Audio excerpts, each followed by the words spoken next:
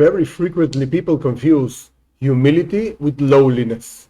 And actually, it's two very different things. What's humility?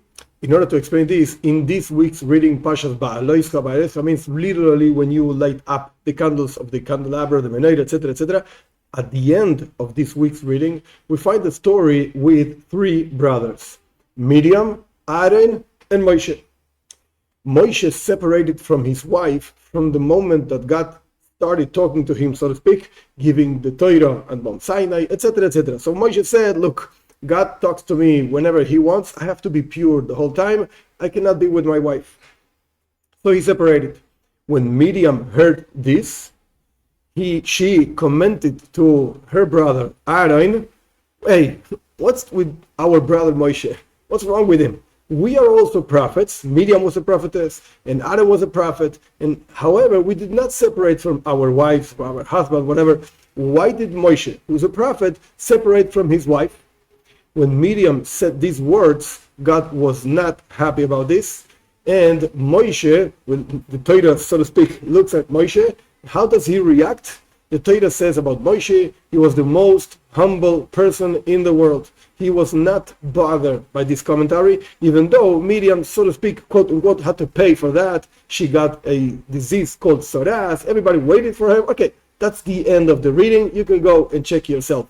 But the point over here is that the Torah is saying that because Moshe Rabbeinu did not react, he was the most humble man in the whole story of all humanity. This is what the Torah says. And the Torah is testifying by Moshe Rabbeinu about him that this is the case. He was the most humble man. What was the humility of Moshe Rabbeinu? If you really think about it, Moshe Rabbeinu spoke with God face to face. This is also what the Torah says. Whenever he wanted to talk to God, he just lifted up the phone, so to speak, and sent a WhatsApp to God and asked him whatever he wanted, and God answered him. No other prophet in the whole history of humanity did such a thing, had such a level. So Moshe Rabbeinu, had all the points, so to speak, not to be humble. And it was true, whatever he wanted to say about himself, it was true. Furthermore, we find a story in the Talmud, which is very interesting. The Talmud says that there was a certain time around the year 180, so to speak, of the Common Era, that humility ended up from humanity. This is what the Talmud says. When Rabbi Yehuda Nasi passed away, humility went away with him. Now, there was a sage many years afterwards, like 400 years afterwards, called Rav Yosef.